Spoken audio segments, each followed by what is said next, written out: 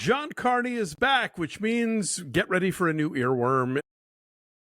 The latest from the director of Once and Begin Again and Sing Street. We bring you Flora and Son. Flora and Son, another lovely John Carney movie, and we're thrilled to be talking about it. So you got to join us here and subscribe here at Breakfast All Day, because we'll do all the big stuff, of course, but we'll also do little movies like this, which are small, charming gems, Flora and Son. So we'd love to have you join us for all that good stuff. You want to learn the guitar? This is a gift you can take to your grave. What's your problem? I didn't know I had a problem. You're teaching guitar online, love. Hewson is the titular Flora. She is a working class mom in Dublin, a single mom, and she has a son who is 14. His name is Max, and he's always getting into trouble, constantly getting into trouble, and she just can't figure out what to do with him. One day on her way home from her job as a nanny, she sees a guitar being tossed in some big refuse bin and grabs it and thinks, because she's always loved music, and the kid's dad, played by Reynor, has always loved music, was a musician, and so she's like, maybe this could be his thing, something to do with his hands, something to keep him busy.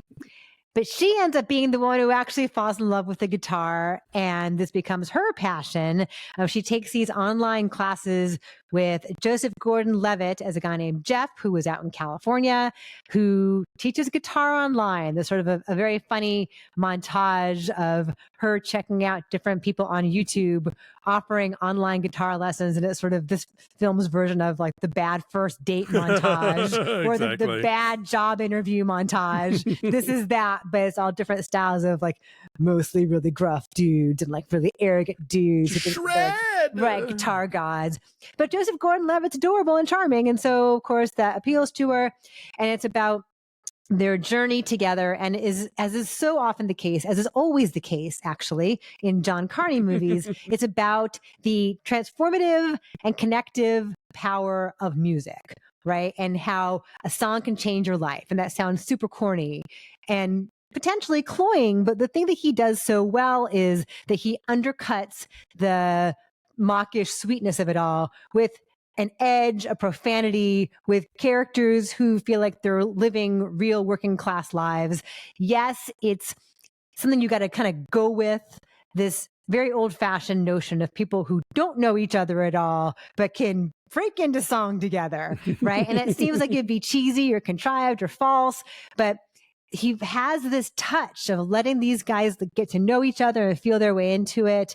And I thought it was really charming. It's not quite on the level of, definitely not on Once or Sing Street, but like it's in that same key, right? I don't want to use a lot of music metaphors here. Even. Yeah, so it's very much in his same wheelhouse of storytelling, of filmmaking. But the song that ends up being the song that binds them, there's a couple of them actually, they never really rise to the level of like Falling Slowly or Drive It Like You Stole It. My editor Brian Tallarico reviewed this out of Sundance for RogerEbert.com, and he commented on that very thing, and he thought, and this never even occurred to me, but I think it's a good point, maybe it's intentional that the song that they come up with, that's like their anthem at the end, isn't as polished, isn't as perfect, isn't as deeply emotionally resonant as the best of John Carney songs, because she's kind of feeling her way into it. Right. Yeah, no, that's a fair point. It is. Yeah, because I mean, like, he got the New Radicals guy to write all the songs for Begin Again, and I think those tend to be catchier. Dave and I reviewed this on KCRW, and he said John Carney can't stop himself from making the same movie over and over again. Kinda, and I'm like, but I like that movie. I like the way that he, as you say, he portrays the notion of music making a difference in people's lives without being mawkish about it, although when you say it's the same key, like there is literally, I don't know what the note is, but there's a note that he loves. So it's that, it's that kind of like, it's a halfway sort of Sharpie thing that you always get in his songs. And I'm fine with it. It always hits me, and the movies always hit me. So Dave's got it. Dave's trying to do it now. Falling slowly down. It's the harmony in the chorus of Falling Slowly. Yeah. That note that Marketa Irglova hits is his note. Yeah. He can't get away from it. But yeah, no, I was utterly charmed by this. I've liked Eve Hewson going back to the Nick. She and Jack Reynor have a real rapport, and also she and Orén Kinlan, who plays Max. And yeah, this movie just kind of, it doesn't, her life isn't radically changed by things, but you do sort of see the way that it brings these people together, not just like sort of her crafting this friendship with Joseph Gordon-Levitt, but like giving her and her kid like something in common to like work together on, and her and her ex, and doesn't like restore their relationship, but at least it does build this bridge between them, that wasn't there before. So yeah, I was utterly charmed. I always have a great time at his movies. And maybe this is the one that I'm not going to buy the soundtrack of, but I still really enjoyed it. She is awesome in this movie. She's so funny and so real. She just has that thing, these incredible eyes and this really authentic presence, like not a false note here. Again, not a music pun. I just totally mean that. She's so good, and she feels like a real person who is flawed and has made mistakes, but is totally aware of them in a self-effacing way. Like, she's the first to laugh at herself. She's a mess, but she also like fights fiercely for her son. And she has a whole discussion with her best friend about like, am I a good mom? And the friend's like, maybe not. But I do think she is in her own way. Like, she's has regrets. She was a teenager when she had him. Like, she has regrets about the way that went down. But like the fact that they find each other through music, I thought was quite touching. And to see that he has his own version of it, and she wants to connect with him in some way so badly, that like that spark, when it does finally light of this shared thing that they can enjoy together, is so exciting, even in its own really modest way in the beginning. It's also, this whole movie is, of course, a total ad for all Apple products.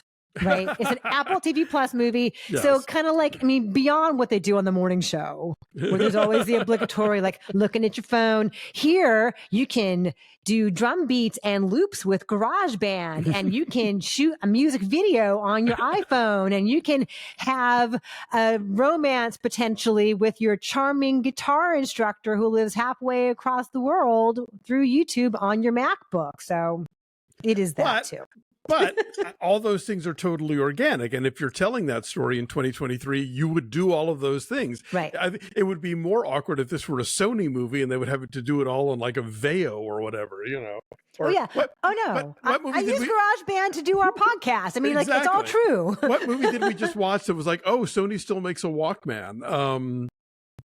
And it was it was Gran Turismo. Yes, it was a plot point. Yeah, that like stood out to me way more than any use of Apple stuff here. It's not that obnoxious, but I'm like, I see you, Apple. Oh yeah, no, I see your products. So what is your number then? I'll say like a 7.8. This is maybe, I would say, on a scale, the least of the John Carney movies, but I love all of them. Yeah, I'll say like I'm right around there, like an 8. Yeah, and a lot of that is just like, she's just a force of nature. She's just charming as hell, and she and the always lovely Joseph Gordon-Levitt have a nice chemistry with each other. So it is in theaters now, some theaters now, and it's going to begin streaming on Apple TV Plus on September 29th. So if you want just a nice feel-good movie, this is it. Yeah.